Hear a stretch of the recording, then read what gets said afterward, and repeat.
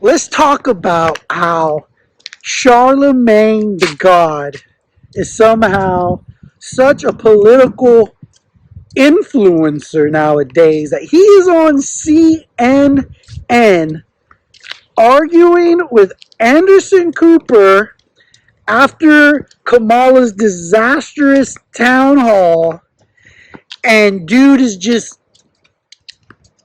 having a meltdown, massive amounts of copium after the fact when he's talking to Anderson and just mentioning the dumbest shit that nobody gives a crap about, which is why, but he is actually, Charlemagne the God said, oh, but Trump's a racist, Trump's a threat to democracy, he's a fascist. And Anderson basically tells him, yo, bro, this is how he should have said it. He'd be like, yo, bro, everybody and their mother has heard of these accusations, and we can talk about it until we're blue in the face. Actually, there is a network that does that. It's called MSNBC. Anderson was like, what am I? Am I on MSNBC? No, he's not. And Anderson at least tried to have some integrity, like the late Rush Limbaugh would say. It was like a random act of journalism, a drive-by journalism. It just, but this time he hit his mark, and he's like, yo, bro, no. I asked her the questions. They're simple questions. Basically, she's too dumb to answer them. And everybody knows that now. And yet, Charlemagne the God is there. It really is emasculating in a way.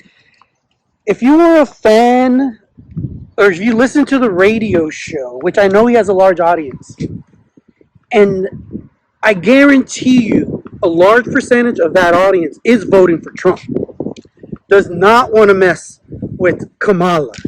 And yet they have this dude constantly crying for Kamala, constantly, just being a shield for Kamala. And I can't see how any of these brothers in New York, people who listen to the show all the time, can be like, bro, what are you even talking about, dog? I mean, seriously. If anything, they got to give him, maybe they give him a pass because they know he's getting paid, all right?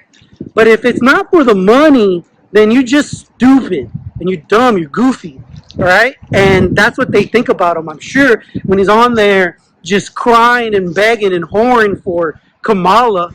Because he knows that if Kamala does win, this bro's going to have access to the White House. He's going to get to go to all the different, events and stuff. He's going to be made. Bro's going to write another book. He'll write another book. But if she loses, it's all over. All over. But then again, no. Let me tell you why Charlemagne the God will be, he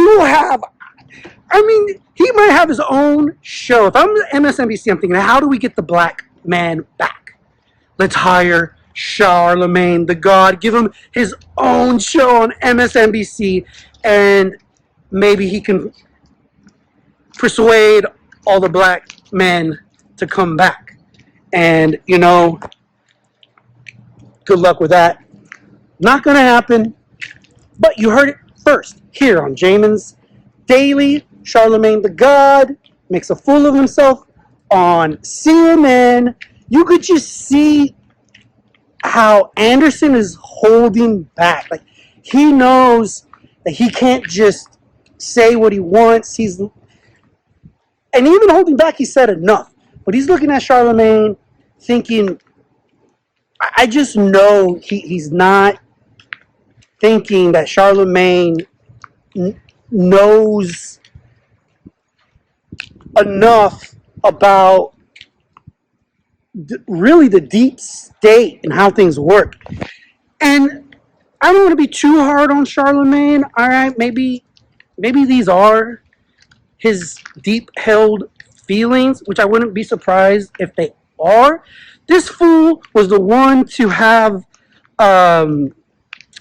what's the guy's name?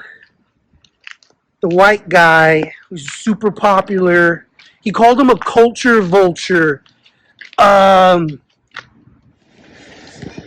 Charlemagne the God is the same butthole who gave Post Malone all kinds of crap years ago when he was first blowing up. He went on Charlemagne the God show, and dude was just giving him crap because he's white and because Charlemagne the God's a racist. All right, and he was calling him a culture vulture and this and that. And lo and behold, guess what happens? Post Malone ends up dropping more hits after hits, probably made multiple 8 figures,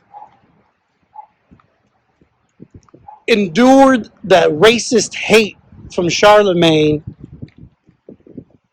had the last laugh. I'm sure if you ask him about it now, he wouldn't want to even talk about it because, you know, success is the best revenge.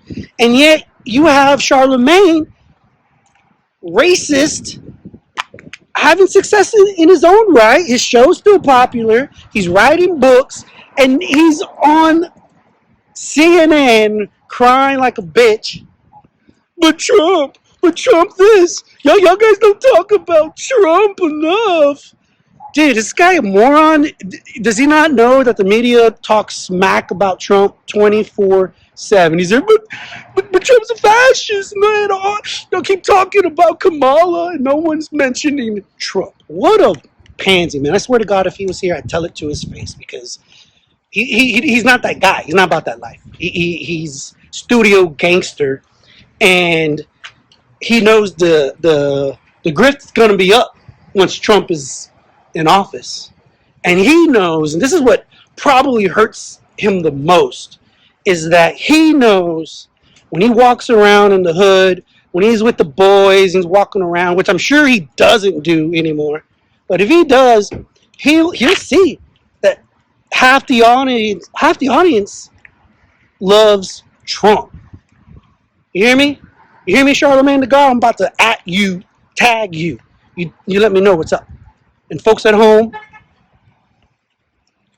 you just heard a little bit of a rant, a little bit of some response, really. So, yeah, folks at home, that's my response to Kamala Harris CNN town hall with Anderson Cooper last night. It went terribly. Everybody knows and realizes that. And what was even funnier is that you had Charlemagne the God crying on CNN after the fact. It literally brings a smile to my face. So stay tuned to the next time. Jamin's Daily, your host, Jamin, right here. We'll be back. Stay tuned because the best is yet to come.